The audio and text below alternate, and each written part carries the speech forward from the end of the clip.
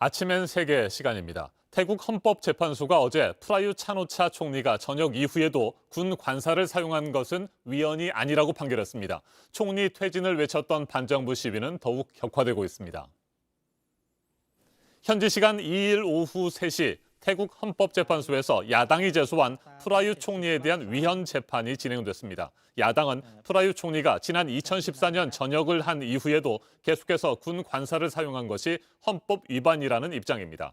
총리가 공기업으로부터 돈이나 혜택을 받는 것을 금지하는 태국 헌법 184조와 186조를 위반했고 정부 강요가 윤리적 기준에 부합하도록 행동해야 한다는 헌법 169조도 어겼기 때문에 총리직을 박탈해야 한다고 주장했습니다. 하지만 헌법재판소는 야당 측의 이 같은 주장을 기각하고 총리직 유지를 선언했습니다. 태국 헌법재판소의 판결 직접 들어보시겠습니다. ไม่เป็นการกระทำอันเป็นการขัดกันระหว่างประโยชน์ส่วนตนกับประโยชน์ส่วนรวมไม่ว่าโดยทางตรงหรือทางอ้อมเว้นแต่เป็นการรับที่มีบทบัญญัติแห่งกฎหมายระเบียบและข้อบังคับให้รับได้ดังนั้นผู้ถูกร้องจึงไม่มีพฤติกรรมอันเป็นการฝ่าฝืนหรือไม่ปฏิบัติตามมาตรฐานจริยธรรมอย่างร้ายแรง 이번 헌법재판소 판결에 신락 같은 희망을 걸었던 반정부 시위대는 실망감을 감추지 못했습니다. 판결 직후 헌법재판소 인근 거리로 모여든 시위대는 바닥에 판결을 비판하는 글귀 등을 적으면서 항의했습니다. 법이 기득권층과 힘 있는 사람들에게 유리한 판결만 내린다고 비판했습니다. 반정부 시위를 이어가겠다는 뜻도 밝혔습니다. 시위 참가자의 말도 들어보시겠습니다. เป็นชนชั้นปกครองเนี่ยอายุมากแล้วยังไงก็ไปตามอายุไขเพราะฉะนั้นการเปลี่ยนแปลงครั้งนี้จึงมีความหมายและก็มีอนาคตแม้ว่ามันจะยากลำบากแต่คิดว่าไม่นานแล้วฮะเพราะว่าพายุแห่งการเปลี่ยนแปลงมันมาแล้วมันไม่สามารถหยุดพายุของการเปลี่ยนแปลงได้ 시위대는 무엇보다 총리 퇴진이 모든 문제를 푸는 시작이라고 강조해왔습니다. 이 때문에 이번 판결을 계기로 반정부 시위는 갈수록 격화될 전망입니다. 더욱이 지난달 30일 태국 경찰이 반정부 시위 지도부 인사들에게 2018년 이후 처음으로 왕실 모독죄를 적용하고 소환 조사를 벌이면서 시위대는 크게 분노하고 있습니다. 태국 헌법재판소가 프라유 총리에게 면죄부를 주면서 더욱 격화되고 있는 반정부 시위 상황. 태국 정치 전문가와 좀 더 자세하게 짚어보겠습니다. 박은홍 성공회대 정치학과 교수 전화로 연결됐습니다. 교수님 안녕하십니까? 예, 안녕하십니까? 네, 먼저 프라유 총리에 대한 헌재 판결부터 짚어보죠. 그동안 태국 안팎에서는 무죄 판결이 내려질 것이다. 이 같은 전망이 우세하지 않았습니까? 역시 예상대로 야당 측의 주장이 기각됐어요. 예, 어떻게 보면은 비상식적인 판결을 역시 헌법재판소가 내렸다 이렇게 얘기할 수 있겠습니다. 포어타이 당은 지난 3월에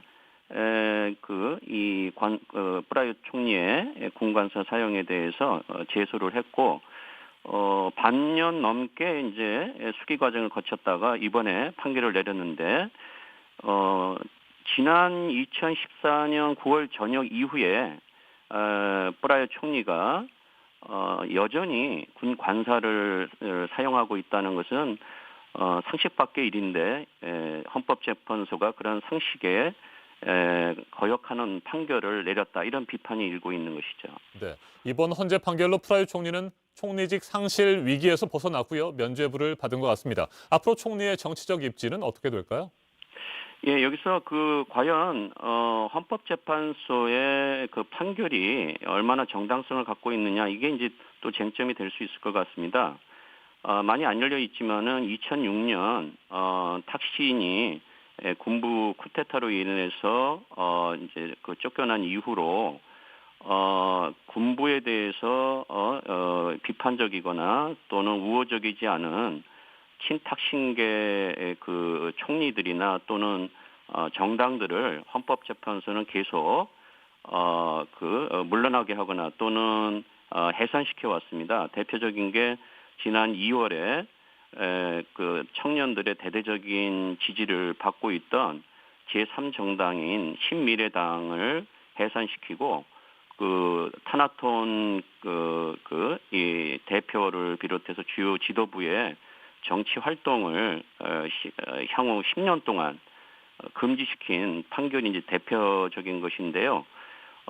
그동안 헌법재판소는 2006년 쿠데타 이후로 이중잣대를 사용하고 있다. 다시 말해서 편파적인 판결을 내려왔다라는 그 비판의 목소리가 계속 이어져 왔습니다. 그러니까 이번 헌법재판소의 판결이 얼마나 프라유 총리에게 힘을 실어줄지는 상당히 좀 의문이 제기될 수 있는 부분이죠. 네, 이번 헌재 판결에 희망을 걸었던 반정부 시위대로서는 정말 실망스러운 판결이 내려진 겁니다. 태국의 사회 혼란 앞으로 어떻게 될까요? 제가 볼 때는 포타이당이 헌법재판소에 대해서 큰 기대를 걸고서 제소를 했다 이렇게 보기는 힘들 것 같습니다. 오히려 헌법재판소와 군부가 동일체라는 것을 부각시키는 데 목표를 두지 않았나 이런 생각도 들고요. 이번 판결을 통해서 사법부, 군부 또 왕실을 주축으로 하는 보수적 엘리트 카르텔에 대한 비판 여론이 거세질 수 있지 않을까. 특히 이제 4개월째 이어지고 있는 학생들의 시위대에 오히려 탄력을 줄 수 있는 그런 계기가 되지 않을까 이런 생각을 해보게 됩니다. 알겠습니다. 박은홍 성공회대 교수였습니다.